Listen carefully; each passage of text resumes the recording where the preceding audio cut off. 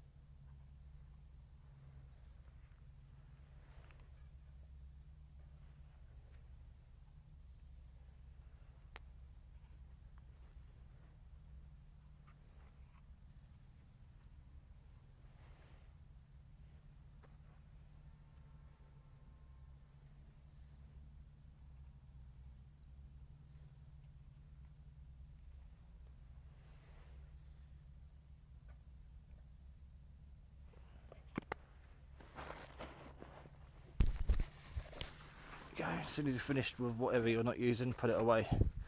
I'm leaving this out because I'm going to need it in a minute. Yeah, if you don't need something, put it back in your bag or you'll lose it. Like 2 spoons. I'm going to lose one of them. Right, so there's a cotton wool in the top of there. Now these things work by the heat in the outer chamber heating up, rising, mixing with the smoke and the fumes from the wood. It gets injected through the top holes naturally and it ignites. So for these to work, they need to get quite warm. You can buy some of this online for about 15 quid. I'm not happy with that, so I'm going to go and try and grab some dry stuff, really fine grass or something, and just put it on the top, just to help feed it and sustain it, to allow it to heat up and light properly. I'd rather do a proper job the first time than spend the next God knows how long messing around.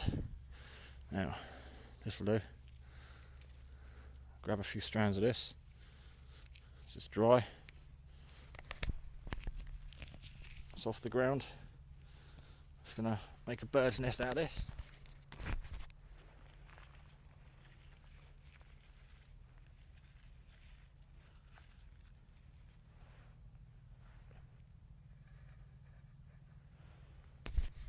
Drop that in the side. Probably get another big handful. As I say, there's no point in being lazy. You're only shortchanging yourself if you don't do it right. It's going to backfire on only you. No one else here to upset, and no one else to put the blame on. So I've got to have a little bit more just to camera work on this today is shoddy. I really apologise for the the standards of my recording.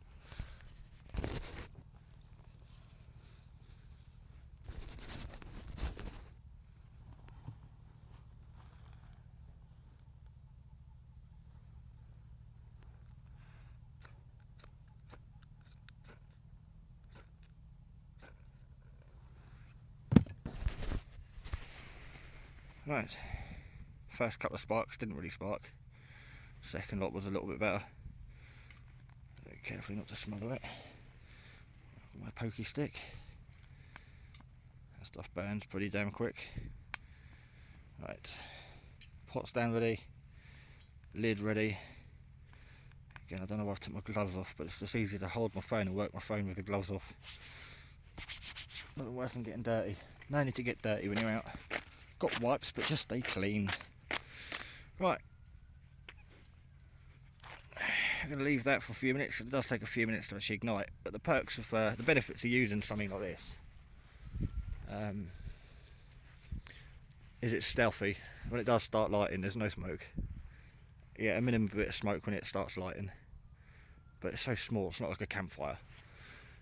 And you know, so you don't have to worry about anyone running looking for smoke or calling the fire brigade. You could use a gas stove, but you've got to keep buying gas.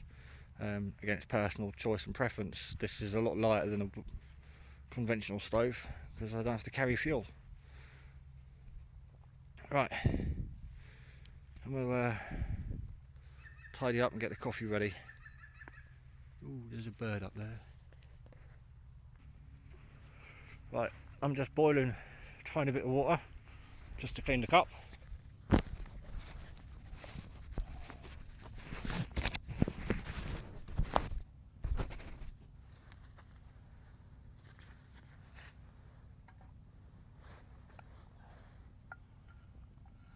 There, some manky stuff in the bottom.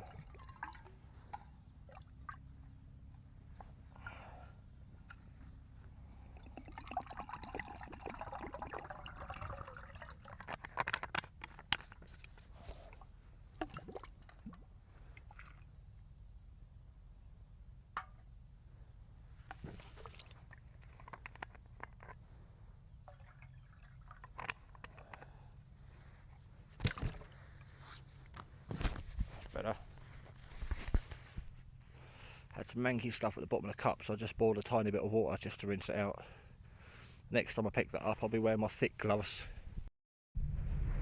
Well, it seems to be gasifying. I think it's coming out the jets as planned. Totally doing a good job of that. No smoke. Now, you can sit on a lot of bags of this foam stuff. You can sit on that, kneel on it. Go to the pound shop, buy yourself a little gardening kneeling pad. But idea is keep off the ground, keep warm, keep clean. No point sitting on the muddy stuff. Anyway, I don't want this video to be me just chatting away. Gasifier's working really well. Flame's not showing up too well on camera. But it's all the jets are going straight into the bottom of the can there. I'm after one of those mixed fuel things, stoves. Looks like a normal gas stove, but you can put any sort of liquid fuel in it. I'm after one of those. Gonna get me one of those next month, I think. A birthday present for myself. But just about, well, you can see the flames. You can see there's no smoke on that. But yeah, I'm gonna I think have that as my wild camping kit, and use the mixed fuel one for my general purpose. Introduce it to the day bag and use it as part of like the prepping side of things. Good thing about that bag is it's my day bag, and on the sides I can add the rocket pouches, and in the pouches I've got an haberdasher, hammock, food, and like little solar light and some battery operated glow sticks, and then my roll mat clips to the top, and then I've got the webbing with pouches for more water, so I could just add to that if I'm out for the night. But that's doing the job wonderfully, that is. I don't think I actually need the ring I've got on the top of there.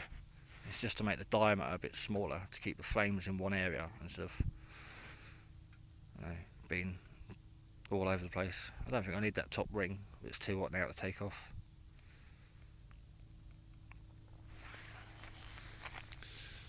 Water's boiling, I've got bubbles.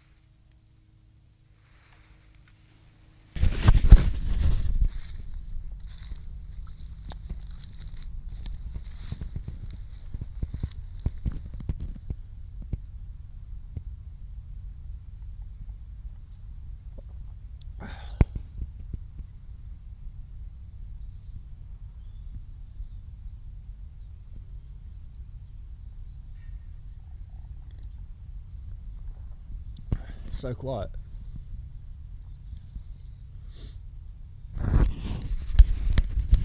I had to get up because I was going to nod off. Just enjoying laying there.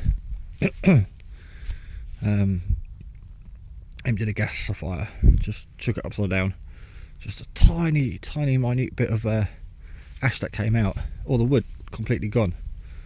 Show me I emptied it. There's the ash. It's not exactly loads. Before I go, I was going to empty the last of my water on there. There's no point carrying it home. It's all cold anyway. But just empty the water on there just to get rid of it. But it was probably like, I don't know, a soup spoon full of ash. It really does a good job of burning all the wood. You get nothing left over.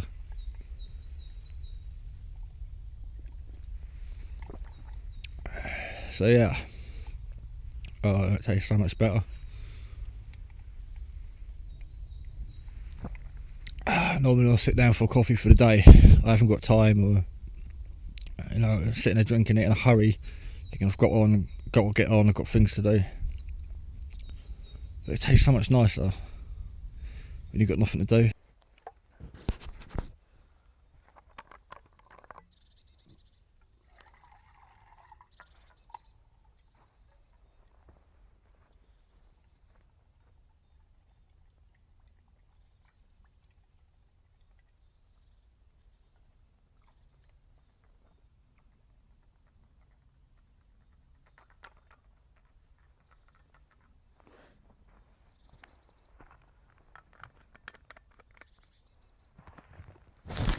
There you go, cup's now clean and there's no point carrying that water.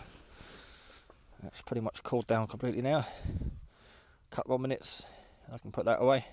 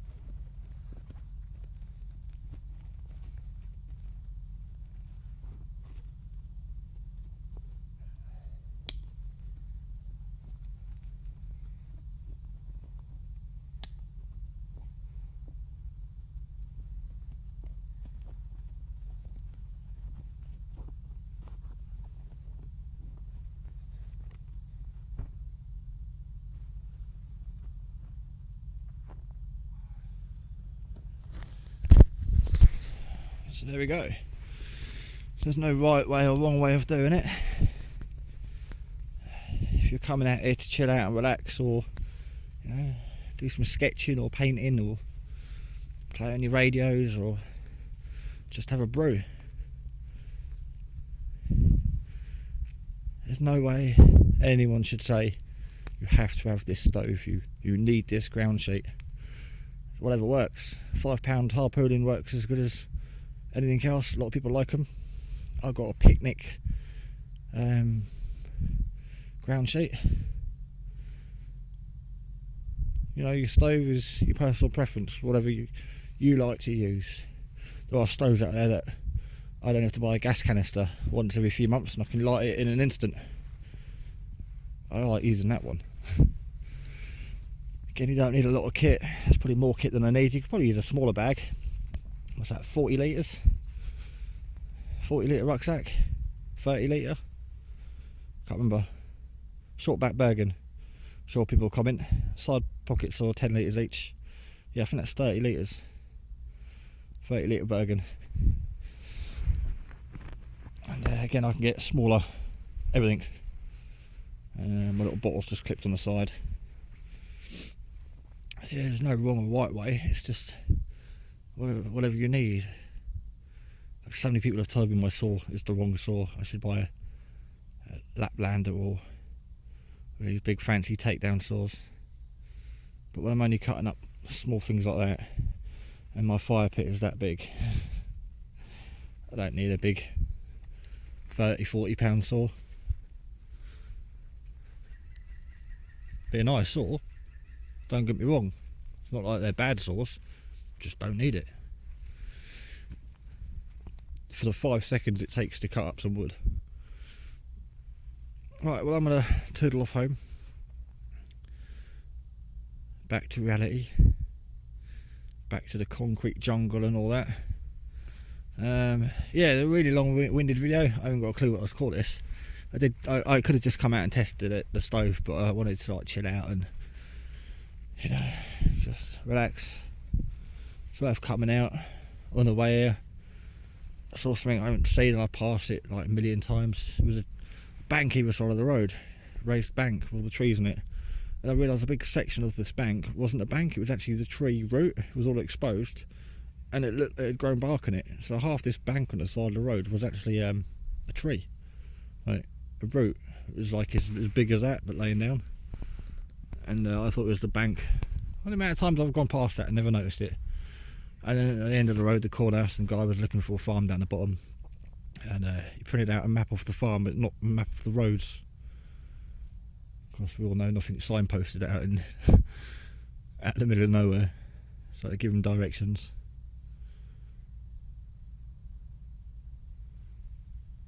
And that's all there is to it, really. Thanks for watching. Sorry if you've been bored, but this is just my chill out, getting out for a little bit with my really old antique tatty looking Bergen.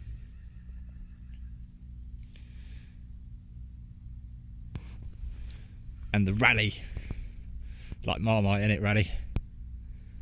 But this frame, you do research on all frames like cars. You know, only people have bought a Volkswagen and it says "see it" on the glove box.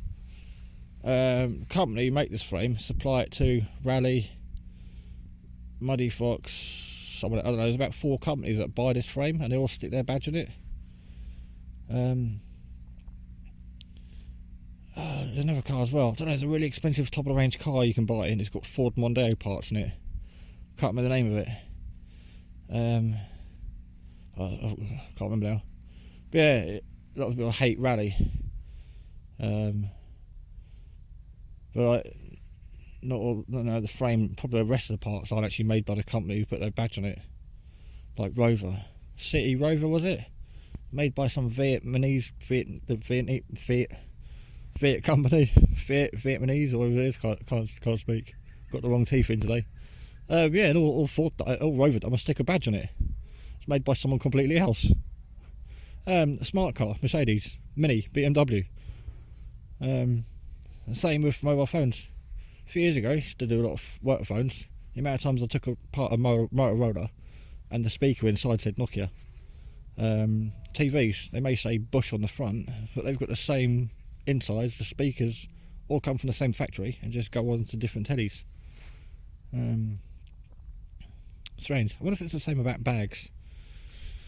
That's the Scottish Mountain Gear, the Gillian 2. I wonder if it's actually made by Scottish Mountain Gear, or if someone actually makes the bag, Scottish Mountain Gear actually stitched their name on it. I wonder. Casio. Is it really Casio? Are these woods really woods? Or are these just like recycled lampposts painted green? And on that note, I wonder what was in my coffee. Right, catch you all later, YouTube.